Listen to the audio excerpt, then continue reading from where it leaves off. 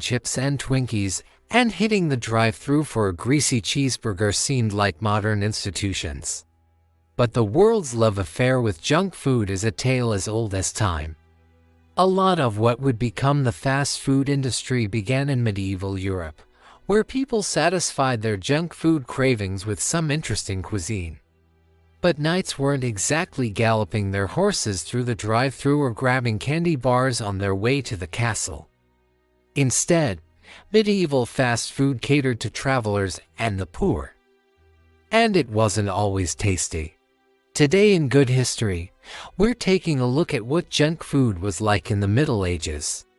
But before we get started, be sure to subscribe to the Good History channel.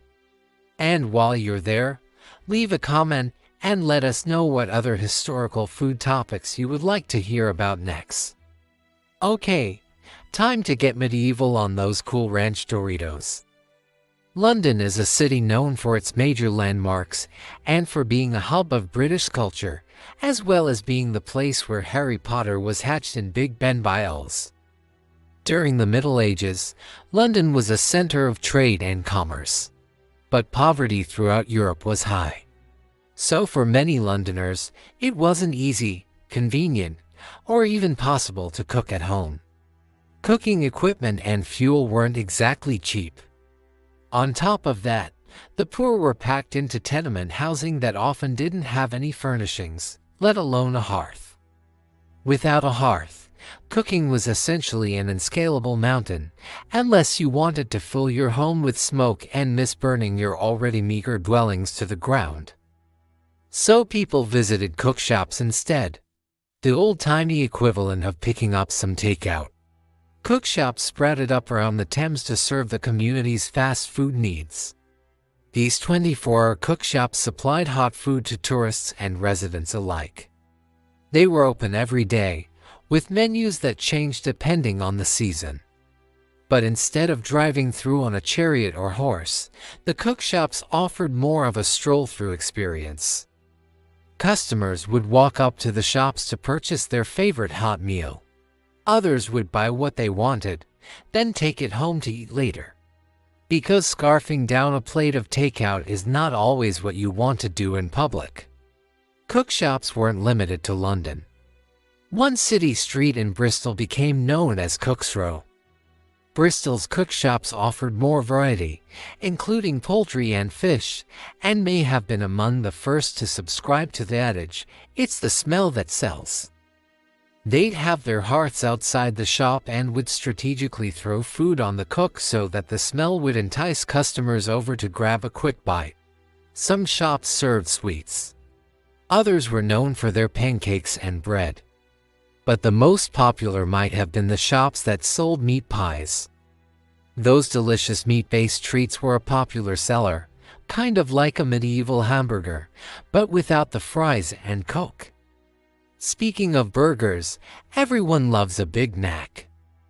There's just something about clenching most of the basic food groups in your fist and then porking them down like a snake smuggling dinner through airport security. So it makes sense that meat pies, the dark-aged version of the drive-in hamburger, were so popular. These savory little hot pockets were filling and portable, the mark of a blockbuster fast food item. But Mrs. Lovett's signature dish had a dark side: spoiled meat. As it turns out, rancid ingredients could be a real problem in medieval cuisine. According to a 13th century Norwich report, cooks would use diseased pork in their pies and serve them to customers without batting an eye. It wasn't uncommon for shop owners to warm up days-old spoiled pies instead of wasting them. Poverty was extremely desperate, and food safety wasn't exactly on the cooks' minds. So the decision whether to heap expired food onto the garbage cart or reheat it and sell it to customers was often disturbingly easy, probably like it is today, if we're being totally honest. When they weren't recycling bad food, shops often undercooked the meat, which earned some cooks a bad reputation. A saying from the time claimed, "God sends the meat, but the devil sends the cooks." The shift manager at Waffle House used to say the same thing. Bread was one of the most common foods during Europe's castle period, but most households didn't have their own grain, so they had to buy it from bakers. And while selling ready-made bread was great, bakers could do much more than that for their customers.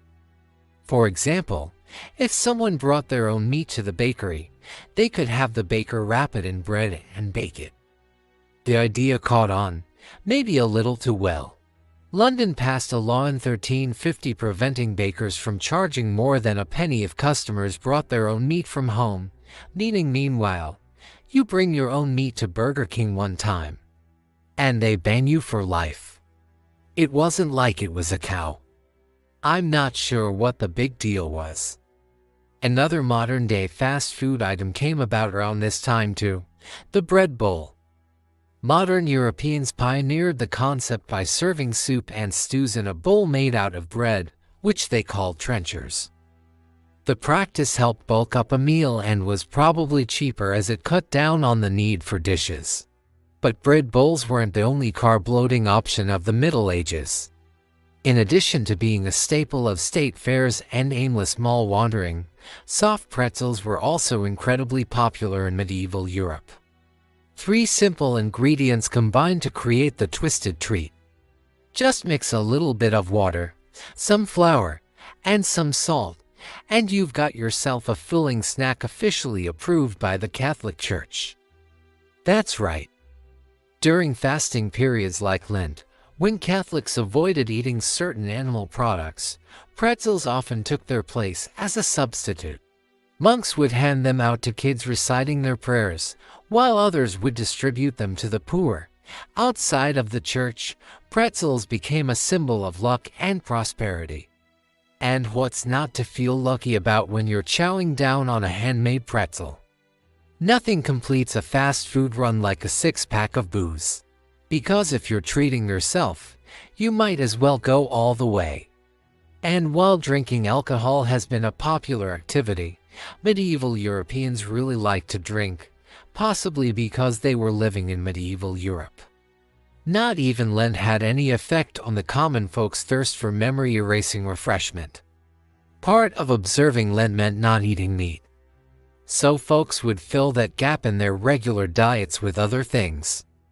Fish became the alternative choice for some. Others turned to booze.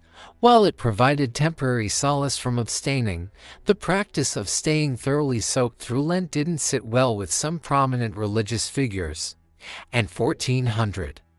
The Benedictine monk Robert Rippon had strong words for anyone drowning their sorrows. He scolded excessive drinking as flying in the face of the abstinence that Lent was meant to symbolize, and opined that people got more drunk during Lent than they did during the entire rest of the year. Of course, he probably didn't have to eat some of the meat substitutes that commoners were forced to turn to, like the mock egg, a dish that was invented as a meat replacement during Lent. If he had, he might have been pounding brews in the tavern right beside them. Making a mock egg is easy, even today. Just take a few empty eggshells, fill them with a mixture of almond milk jelly and crunchy almonds, then dye it yellow and choke it down with a mug of ale. Tasty. Now pass the beer, please. Sugar is one of those things we take for granted today. But during the medieval period, sugar was pretty hard to come by and was usually out of reach of the masses. Only those who could afford the expensive sweet stuff regularly consumed it. So rather than sugar-filled candy bars, people would flock to the cookshops for treats sweetened with honey, a fritter recipe from the 14th century cookbook, Anonimo Veneziano, calls for apples, saffron flour, and honey, and earlier, more frugal fritter recipe was just fried dough stuffed with gingered almonds and topped with a delicious bee juice. Gingerbread, another popular item for satisfying the peasantry's sweet tooth, also used honey, incorporating ginger, cloves, and pepper, giving it an inimitable sweet and spicy flavor. But when you're in the mood to throw money at a cholesterol spike, there's nothing quite like the funnel cake. A delicious combo of fried dough and powdered sugar, the mother of all carnival foods, got its start in medieval times. Funnel cakes began as fried cakes called crisps. Because of their sugary topping, the cakes were a rare treat. Since ingredients like sugar were so limited, people would often improvise their own recipes, which is how we got dishes like fritter of milk, which is just fried, sweetened, cottage cheese, otherwise known as a dessert you give your kids when you want to punish them. Waffles, as we know them, also came about during this time. The original waffles date back to ancient Greece, known as ovalios. They were flat cakes cooked between two plates. And they weren't sweet, which is a huge oversight that arguably contributed to Greece's downfall. Later, the Catholic Church began making flour waffle wafers, which typically depicted biblical scenes. But it wasn't until the Crusades when a more recognizable version of waffle batter, combining cinnamon, honey, and cream, really took off in Europe.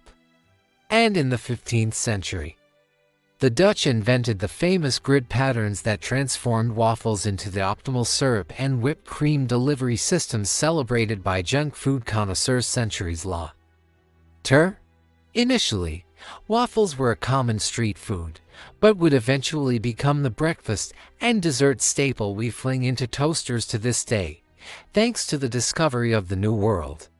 Sugar became affordable and accessible to everyone by the 16th century. London even opened a sugar refinery, prompting a trend that continues in modern food processing today. Adding sugar to almost everything. Sugar quickly replaced honey in most desserts.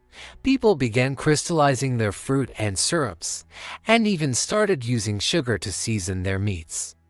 If you cover a plate of fish and vegetables with enough sugar, eventually, it tastes just like sugar, which was a welcome respite for poverty-stricken families accustomed to eating rotten meat pies. Sugary concoctions became popular junk foods during the period, including crispy crust topped with berries, fruit, or ginger, and a sweet, fruit-filled ravioli called cuscanoles. Cuscanoles is just a good name. You can picture that on a Hooster's wrapper next to a mascot. Like a Cuscanoles kid. This love of sweetness transformed the European diet to such a degree that the word dessert can even be traced back to this time. Derived from the French word desservir, meaning to clear the table, the French were using it to mean last course by the mid-16th century. The English later adapted dessert to refer to the final course of fruits and sweets that people ate after their meal. The Cuscanoles kid would be proud. So what do you think? Would you be willing to try some junk food from the Dark Ages? Let us know in the comments below. And while you're at it, check out some of these other videos from our good history.